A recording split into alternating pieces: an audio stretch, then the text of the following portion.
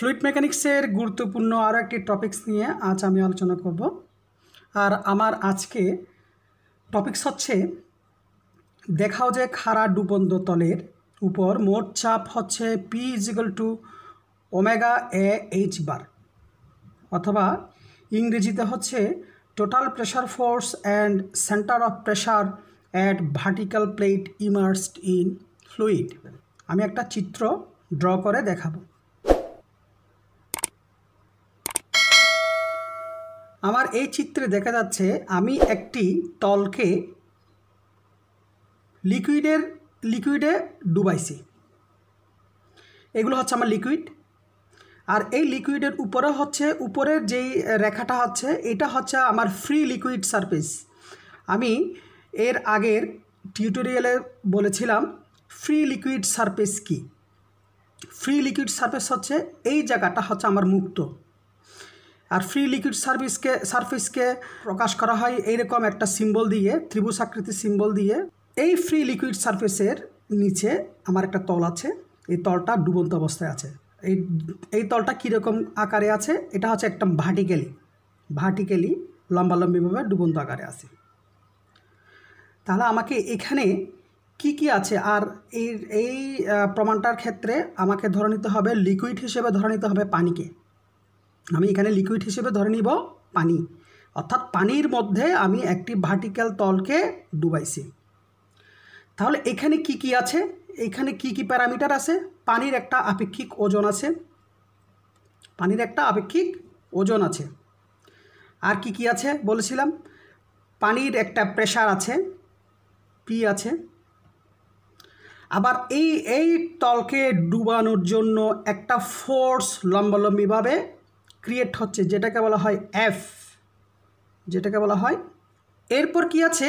এরপর হচ্ছে আমি যে ভার্টিক্যাল প্লেটকে লিকুইডের মধ্যে বা পানির মধ্যে ডুবাইছি, এই লিকুইডের একটা এই তলের একটা কি আছে? এরিয়া আছে।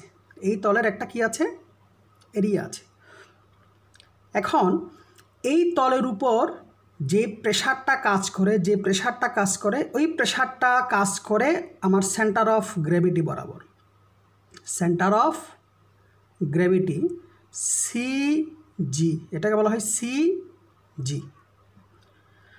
আর এই লিকুইডের যে টোটাল প্রেশারটা পড়ে, ওই প্রেশারটা পড়বে সেন্টার অফ গ্র্যাভিটির নিচে, যেটাকে বলা হয় সেন্টার অফ প্রেশার, যেটাকে বলা হয় centre of pressure.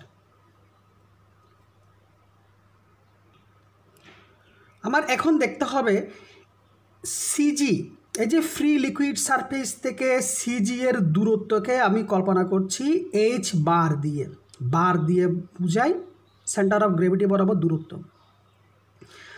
R free liquid surface থেকে সেন্টার অফ প্রেশার পর্যন্ত দূরত্বকে কল্পনা করেছি কি এইচ স্টার দিয়ে। এইচ এর উপর কি একটা স্টার আছে।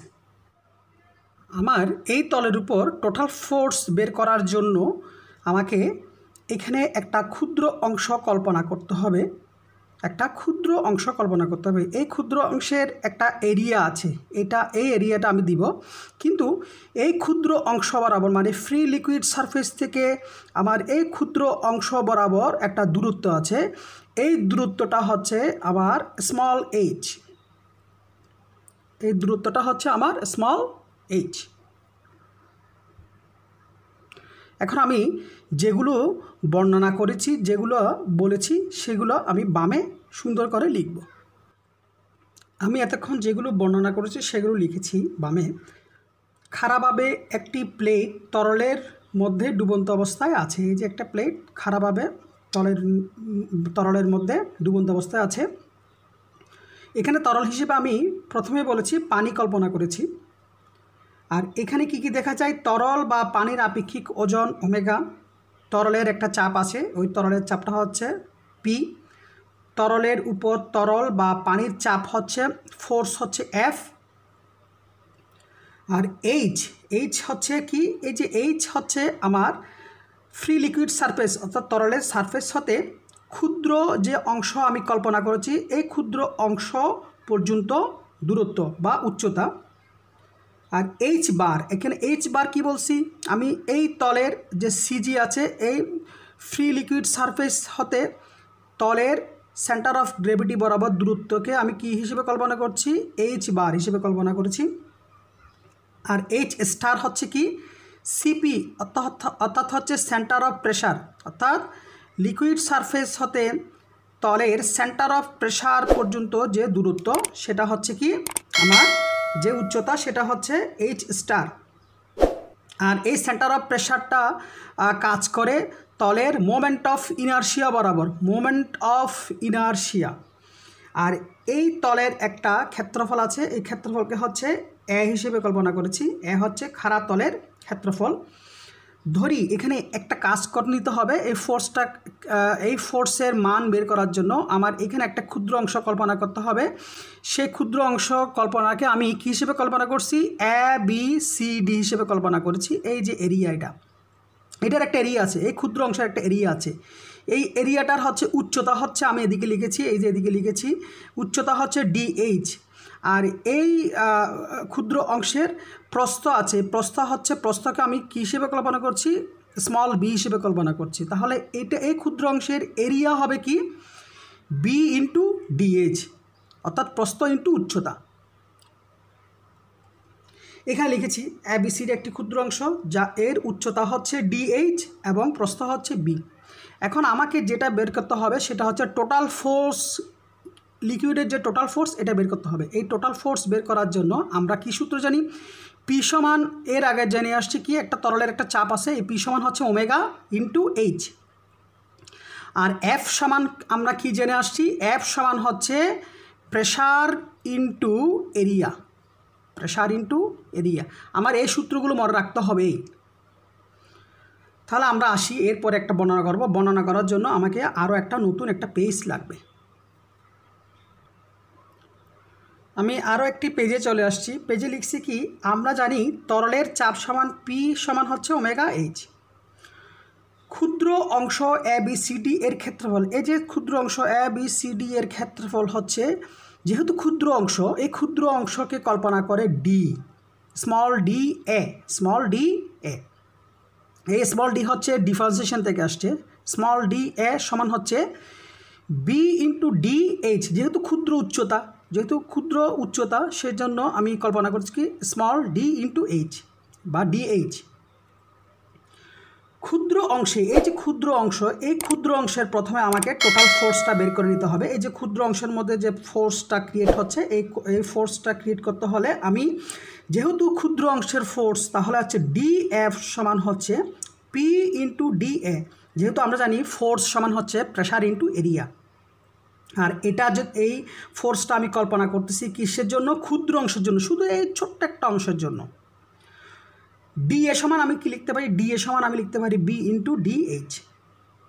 তাহলে আমি এখানে লিখতে পারি ডিএফ সমান হচ্ছে, পি এর মানটা বসাইছি, পি এর মানটা সমান হচ্ছে কি ওমেগা ইন্টু এইচ লেখা যায় into DA.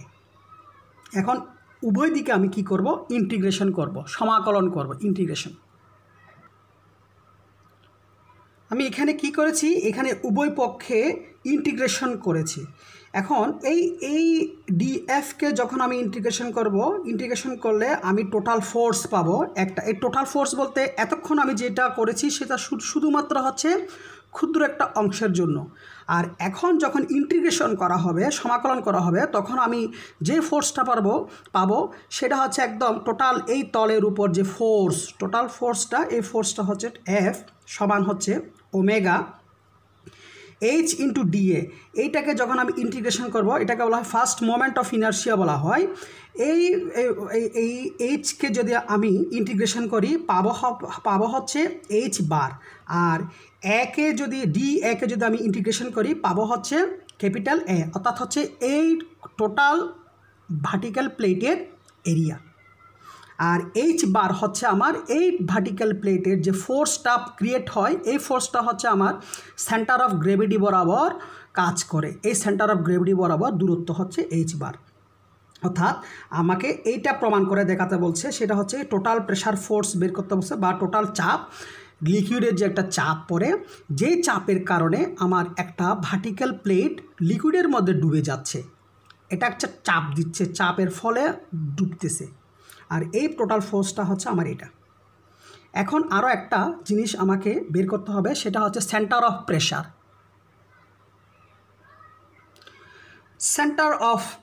Centre of pressure হচ্ছে আমার এই সিজি বরাবর নিচে কিছু অংশ নিচে কাজ করে। সেন্টার অফ প্রেশারে হচ্ছে টোটাল যে লিকুইডের যে প্রেশারটা আছে, যে প্রেশার ফোর্স কাজ করে, এই টোটাল প্রেশার ফোর্সটা আমার সেন্টার অফ প্রেশার বরাবর কাজ করে। আর সেন্টার অফ প্রেশার হচ্ছে আমার এই এইচ স্টার সমান হচ্ছে IG divide by A into H bar plus H bar. আর এখানে H বার হচ্ছে কি সেন্টার অফ গ্র্যাভিটি বরাবর দূরত্ব, আর A হচ্ছে তো আমরা জানি আমার তলের ক্ষেত্রফল, আর IG হচ্ছে ডুবন্ত তলের, এই যে তলটা হচ্ছে ভার্টিক্যালি, যেহেতু এই তলটা হচ্ছে এই ধরনের তল বিভিন্ন ধরনের হতে পারে, ডুবন্ত তলের মোমেন্ট অফ ইনার্শিয়া, এখানে যে আমি ডুবাবো যে তলটা যে ধরনের শেপের হবে ওই তলের মোমেন্ট অফ ইনার্শিয়া আমাকে মনে রাখতে হবে।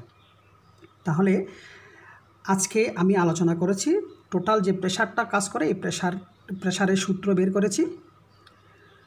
তোমরা বাসায় ভালো মতো প্র্যাকটিস করবা। আর তোমাদেরকে সবাইকে আবারও অনেক ধন্যবাদ আমার সাথে থাকার জন্য।